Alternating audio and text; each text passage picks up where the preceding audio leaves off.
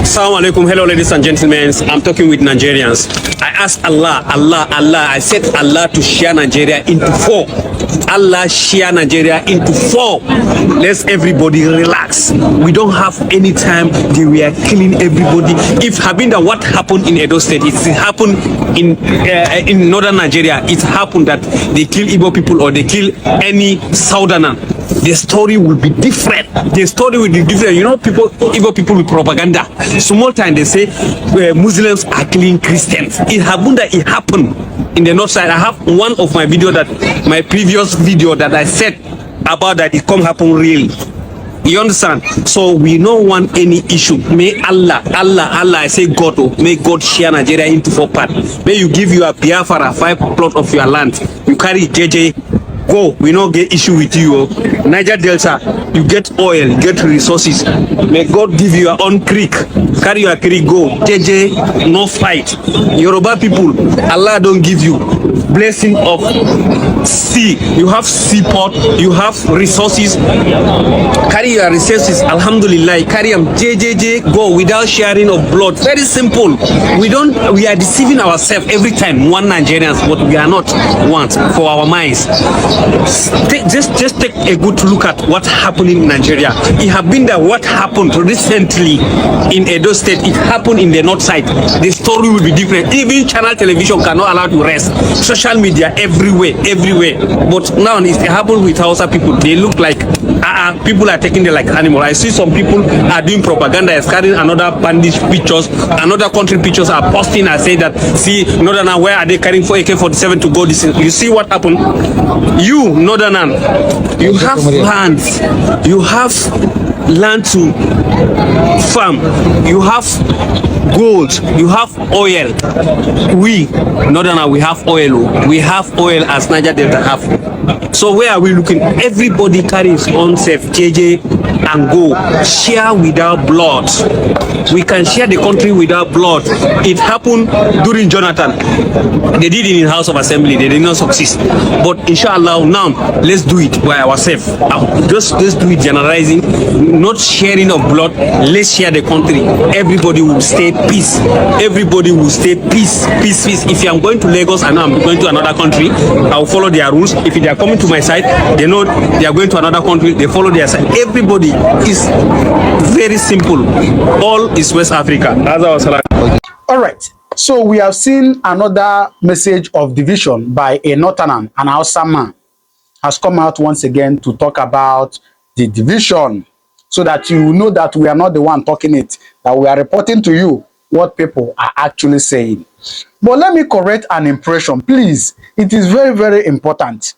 If you listen to this video that this young man made, he said that Niger Delta can go with their oil, with their creek, they can go. He made mention of the West, Yorubas. He said that God has blessed you, you have this, you have developed your cities, you can go with it. But when he go to the part of the East, he said, Biafrans, you can go with your 5 plot of land. So we don't want any issue. May Allah, I say God, may God share Nigeria into 4 parts. May you give your Biafra 5 plot of your land. You carry JJ, go. We don't get issue with you. Niger Delta, you get oil, you get resources. Please, we are not dummies here. We listen, and we descend on words. He said, you can go with your 5 plot of land. Now, my question is, who told you that Biafra is 5 plot of land? You know what he means by 5 plot of land, right? The 5 eastern states. That is what he means. Meanwhile, when he was talking about other states as a country now, he made mention of what they have. But when he goes to Biafra, he said 5 plot of land. And that is what has been deceiving them. If we needed 5 plot of land, we would have gotten it long time ago, as our leader said. Yes, our leader Martin Namikano has said it, that if he needs the 5 plot of land as he described it, that he should have gotten it long time ago. But we are not just 5 plot of land. We are many. And you know that popular saying in Igbo that Onyaya na Nwanne, we are not going to leave our brothers behind. Yes, we have Igbo speaking people in Benue. What are we going to do to it? What are we going to do to them? I mean, What about the people we have in River State? Yes, we have some Igbo-speaking people and villages in River State. What are we going to do to them? We are going to leave them behind? Never. And he was dividing the state with his, he was dividing the country with his mouth. West, east, south, and them, the north. He didn't even talk about the middle belt. Where do they fall in? Anyway, I thank him for at least speaking his mind. Let's take these ones as an error that he made, or he just spoke out of ignorance in that terms of, you know, division of the west and the east and the north. All right, so we appreciate him. Then the question you may ask yourself again is, so what is delaying? Now that people are coming out to say, oh guy, like say we go our ways. Oh. What is delaying? Can somebody please get a paper and a barrel to sign this? Please, let me allow you now to watch this video, and then you drop your comment on the comment section what you think, because in the recent days, honestly speaking, even I had the social media, I mean, the man that is popularly known in social media, very dark man, talk about it. He said, what's come to worst, we can go our ways. So, if this can enter into the mouth of many people on social media, so what are we waiting for? Please watch this video, then you drop your comment on the comment section what you think about it, please. Hello Nigerians, I'm Dr. Kemi Olunloyo. Let's talk about IPOB. I want to do this video today because I want to pass a message through. There are many things I say in journalism, in pharmacy, in PR. There's a lot of things I say in my professions that you don't believe it because you don't think it happened. Many things have happened in my life. I'm a very unique person. I'm currently telling the story of my life now on TikTok, Dr. Kemi Olunloyo, Kemi Talks Life. I've been doing Kemi Talks Life for like 5 years now, but the story is so long. So I'm doing some new videos on TikTok. So make sure you go watch the videos on TikTok and YouTube, Dr. Kemi Olunloyo. Going back to IPOB, all right, I stayed in Port Harcourt prison for 6 months. I was arrested 3 times in the BOME case. While I was in the prison, I told you I'm going to write a prison book, but I don't know when. Okay, every time I try to write that book, the trauma comes to me and I can't write again. I prefer to talk. And another thing is that if I talk on video now, this video will reach somebody, or it could even reach my great-great-great-great-great-great-grandchildren when I'm long gone, rather than a book. Oh, we heard our great-great-great-great-great-grandmother wrote a book. She was in prison. She was a famous journalist. Where are they going to find the book? Okay, in the year 3045, they're not going to find any books. So that's why I leave these videos here. Back to IPOB. You see the indigenous people of Biafra. When first started this movement, I joined. Yeah, I joined. I was part of IPOB. Yeah, I was. I supported them in the beginning in 2016. Then they started chanting Biafra or death. I'm like, don't use that chant. Buhari's going to come after you. Or death. Death for what? You can get a referendum, you can do what they did in Scotland and Sudan, South Sudan, all that, but some members of the group were just so inflammatory. So I left. Shebi Punch did a story. Olunloyo's daughter supports IPOB. At the end of the day, many people in IPOB don't trust Yorubas because they have this thing in their head that Yorubas are traitors, and they're right. I mean, Yorubas backstab each other and do a lot of bad things to each other. I know that. So at the end of the day, the Igbos were advocating for a separation of Nigeria because of Biafra, knowing that fully well that they wouldn't give it to them, okay, because of all the oil sitting in rivers, which is why the Biafran War even happened in the first place. And the people that committed that genocide are still alive. So I told IPOB, let's go after the people that committed the genocide. Okay, so there was no ICC and there was no Amnesty International, but there are ICC and Amnesty International. Now Yakubu Gowon is sitting in his house sipping tea.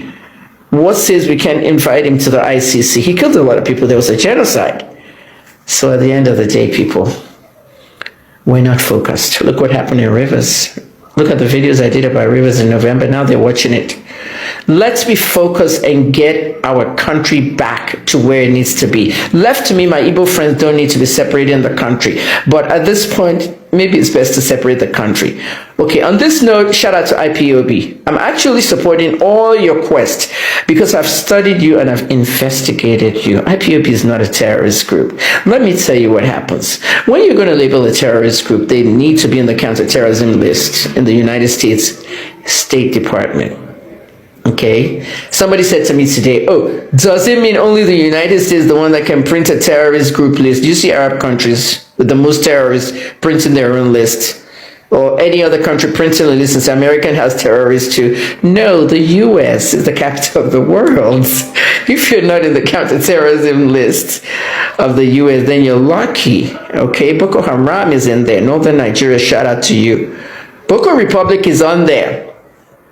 Al-Shabaab, Abu Sayyaf, everybody. You can Google these things with your expensive phones. Learn how to use your phones. Okay, don't waste your time in the I section, because IPOB is not in the I section. ISIS is everywhere there. Okay, so what did Buhari do? There's an Igbo guy in the ICC. He's a judge, one of the judges there. Buhari made friends with this Igbo guy. Went to the ICC, visited him in a courtesy trip. They took pictures together. Igbo guy, Igbo name. Just to blast that in the faces of the Igbos that, what's wrong with you? No one's going to convict me for any genocides or any crimes or anything here. Okay, at the end of the day, judges expire and they leave. But the whole point of it is IPOB prescription. Okay, the person that prescribed IPOB, I think, is dead. That judge is dead. But when it was prescribed, they sent it to the State Department. The State Department rejected it. You don't know this because the politicians and the businessmen own the same media houses that would put it out for you on TV, radio, and newspaper. So it was never announced. Anytime they're disgraced out there, they never announce their disgraceful stuff. Okay, but we know because we are the independent journalists. Okay, so the State Department refused to add IPOB to the counterterrorism list because they're not terrorists. And I'll get to it. You see that whole thing with Ahmed Gulak and how he was killed outside that Imo whatever when he went to see Uzodimma and came out of there, and then those boys killed him. Okay, I know you're gonna come after me, Hausa people, but I don't give a fuck. Ahmed Gulak, dead men don't talk. Yeah, we understand that, but Ahmed Gulak had a lot of relationship with the insurgency and the banditry going down in southeast Nigeria. He had his boys there, his herders, his militia and all that, and he was funding them heavily. So some people were trolling Uzodimma, saying that he went to collect one huge amount of money from the government house, and then on his way out, they killed him. At the end of the day, okay, they now blamed it on IPOB. Quickly, they changed it. I will have the screenshots for you on a different post. Okay, the Punch newspapers, they quickly changed the headline. I caught the old headline and the new headline. You see what's going on? The media is being paid. They're owning the media. They own it. They direct how the news comes to you. Okay, indigenous people of Biafra, they want their own country. And I still think that in my lifetime, I've said it before, under my dead body, all that. That was when we were all brainwashed, okay? Okay, you were brainwashed about IPOB. Everybody's brainwashed about IPOB. Do you know that this Biafra movement, like Biafra will come? I'm sorry, I have to say this, okay? Nnamdi, if you're watching this, okay, me and you, we may not be here, but I just know that Nigeria is going to separate and that Biafra is going to go one way. But when that time comes, I want young people to tell their children and the children what Mahama told young people in Ghana before he became president again. He said this, you know, that December 31st thing they have in Ghana, I think that's when Rawlings opened fire and killed everybody, but this democracy you're enjoying could not have been possible without certain people that were killed on this day. Okay, we wouldn't be killed, but I'm just telling you that when Biafra comes, that democracy, I'm saying it today, April 2nd, 2025, so keep this video. When Biafra comes, the democracy you're going to be enjoying in Biafra once it's separated back to where it needs to be, honestly, we will be angels watching. We may be angels. I'm not going to say it's going to be that long. I'm 61 this year, so 40 more years for me. I already know I'm going to die at 101, but 40 more years for me. It may come before that. I'm just telling you, some people fought hard for it. All that incarceration they're holding in Nnamdi Kanu, anyone the Nigerian government is holding is powerful than them. They just don't know it. You know what I mean? I've told you about that judge, Binta Nyako. She's married to a thief. Her husband's a thief, former Adamawa governor. Adamawa people come in the comments and yap me. I don't give a fuck. Nyako is one of the biggest thieves in Nigeria. 70 billion, him and his son, that they stole. I'm not putting allegedly. Since 2015, I did a video, and that video is still on my page. I'll repost it today. And let me tell you something, people. Governor Nyako and his son still have that case with the EFCC today, and they have not done much about it. I mean, where are we going in Nigeria? Shout out to Nnamdi Kanu. Hopefully, they should release him soon. But people don't want to fight for that, okay? Many of the killings that happen in Imo, Anambra, Abia, all those unknown gunmen stuff was a big ass lie. And some of you that say, oh, she just wants them to donate for her. Please, during that time I was doing the Simon Ekpa series, I didn't want to see much donations. Talk less of donate for me. You know, I didn't do it for donations, okay? I just did my videos. If people knew that I was looking for donations, they would have donated maybe, but I wasn't asking for donations. I'm just putting out the truth. So get it to your head, Hausa people and any Yoruba person that dares interfere. I keep it real, all right? And I think that Kanu should be released and he should sue everybody in, what's the country, Kenya and all that, the people that set him up and all that for that extradition and all that, because that was done wrong. Okay, you need to know the rules and the laws. And another thing, President Tinubu is answering to the cabal in Daura. That's all it is. Because if he's really sensible, what he did this morning to Mele Kyari is what he should be doing with Nnamdi Kanu. Release Nnamdi Kanu out of that prison. Okay, he's fired Mele Kyari. Mele Kyari was like fraudulent to the core. I told you that this morning in the post. Okay, shout out to everybody in IPOB and Biafra. Capital of Ijaw Nation in Bayelsa, Yenegua, precisely the state capital. Jerusalem of Ijaw Nation is far beyond what is happening in River States. You know, since after 1999, when the Ijaw Nation gathered in Kayama, where the IYC, our one and only pressure group, was bettered. Since after that, we haven't had a reason to gather our house. So I can categorically say that what happened in River State to a larger extent is blessing in disguise, because it has also awakened the consciousness of the ethnic nationality, why they need to sit down and critically assess their existence as a people in the country called Nigeria. And you know, they always said there are times when issues happen, also give results to a form of blessings. As a conscious youth, and as the president of the formidable Ijaw Youth Council, IYC, I believe that the River State incidents awakening the consciousness of the Ijaw people. It has given us reasons why we need to reassess ourselves, and that has led this gathering where very pertinent and important issues were raised and discussed. First of all, the Niger Delta that we find ourselves is center of minority, and as such, it sure happens to be the largest ethnic nationality that's domiciled here in the Niger Delta. And all our agitations has always been the well-being of the entire minorities in the Niger Delta. When you come to the oil and gas industry, I can categorically tell you that about 75% of the oil and gas facility and activities are domiciled in Ijaw land. For the well-being and the survival of Ijaw nation, the Nigerian nation, the Ijaw ethnic nationality has over time contributed a quota.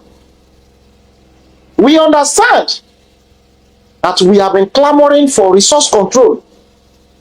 That has not come, but we have been comfortable living with our neighbors, our brothers, from all these geopolitical zones, irrespective of what we are contributing to the Nigerian state and what they are getting as a people.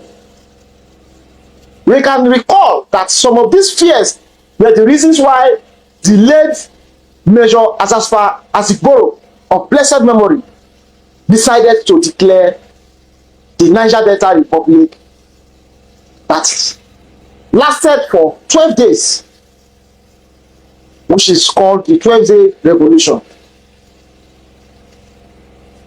Down the line, we were believing that some forms of amendments are going to be made, and the interests and the fears of the minority will be put into consideration in the Nigerian state. And today, in our own generation, the things that the likes of late Major Asigboro was afraid of are still being made manifest in our own generation. And it calls for worry. We can recall the first executive governor of Biafra State was impeached. It is the same enemies of the nation, just because he was championing the fight for resource control. It is still fresh in our memory how he was embarrassed and taken out of office. Despite our contribution to the oil and gas industries, our lands and our environment is one of the highly polluted environments. We have been appealing to the federal government, even though resource control has not been granted to us. Try as much as possible to see how our environment can be put in order, remediate our hydrocarbon polluted environment, so that some of us that are farmers can go back to agriculture. The federal government decide to give us deaf ear. Wackelt das Geländer zu Hause? Reparieren Sie es mit diesem Schweißgerät. Ein Schweißpunkt in nur 2 Sekunden.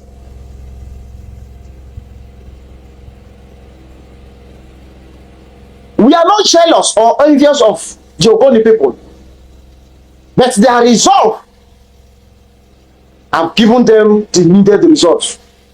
Today, Ogoni land is being remediated just because they said that until their land is remediated, oil and gas activities is not going to be allowed. And today, their resolve have given them the result. As a job people, we believe it's high time we also take the Ogoni templates. And some of the environmental challenges that we are facing, we are also discussed in the summit. So I'm just telling you that the crisis in river states, to a larger extent, is a blessing in disguise to Asian nation, because that has led to several issues that we are discussing as a people that has been affecting us. Today, Nigeria as a nation, when there are crises between a community and the Nigerian military, without due diligence investigation, our community are always being burnt down. The approach being given to our community is quite different from the approach elsewhere. So we begin to ask ourselves, if at all we are part of this nation called Nigeria, or we are second-class citizens. So what has happened in River State has given us the opportunity to analyze and critically give an appraisal of all that has been happening around the Asian nation. And we believe resolutions that are going to be reached definitely chart the way forward for the Asian nation and the existence of the Asian people in this nation called Nigeria. This is just the first one. Subsequent meetings of Asian nations are going to be held where critical decisions are going to be taken. And we believe some of those decisions we will reassess ourselves, if at all as a people we have the number to ask for our own independence as a people. Let us have our own republic, since the Nigerian government have seen or have decided that we are fourth-class citizens in this country, not even second class. Because even in this current administration, under Bola Ahmed Tinubu, there is no Asian man that has a say.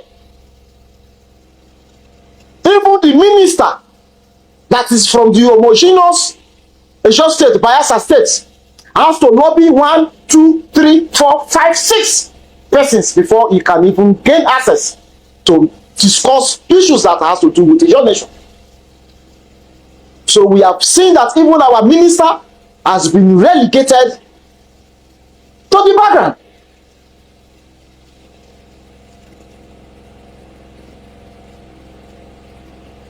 Our issues are not being treated with all sense of seriousness under this administration. Our appeal of environmental remediation has been given deaf ear, despite our enormous contribution to the economic stability and well-being of this country. So, why do we have to keep ourselves in a nation that our contributions are not appreciated? Our struggle for the sustenance and unity of the country called Nigeria is not being appreciated. Rather, we are always being used in the political chess game. Today, a governor is being removed. The NDDC, that is our only interventionist agency, has now been turned to a political ground where funds are now being used to carry out political or use funds from our NDDC being used to fund political activity instead of using it to develop the infrastructural deficiencies that our people are facing. There is no appointee in this administration that is from the Asian extraction that have express access to the president and commander-in-chief of this country. And we happen to be the fourth largest ethnic nationality. That calls for a concern. So we are assessing the situation, and in no distance time, the Asian people are going to take their stand if we have to give and write to all the necessary agencies, parastatal international communities, why a referendum needs to be called for the Asian people to express if they are going to be part of the Nigerian state or they want to have their own country. Because before the amalgamation of this country between the southern and the northern protectorates, the concerns of the minorities were raised. And today, those concerns are coming into reality. So we believe that the country called Nigeria is no longer comfortable with us as a people. We have to make self-assessments and ask for a referendum where the Asian people can easily vote either to be part of the Nigerian country or they are going to have their own way.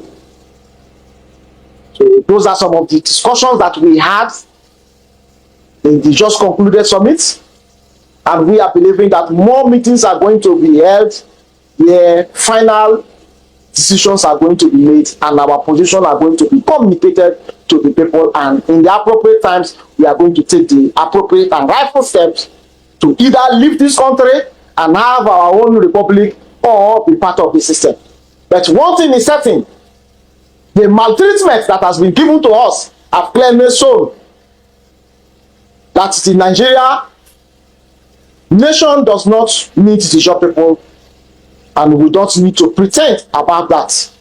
It's high time we prepare ourselves and go our own separate way from the Nigeria.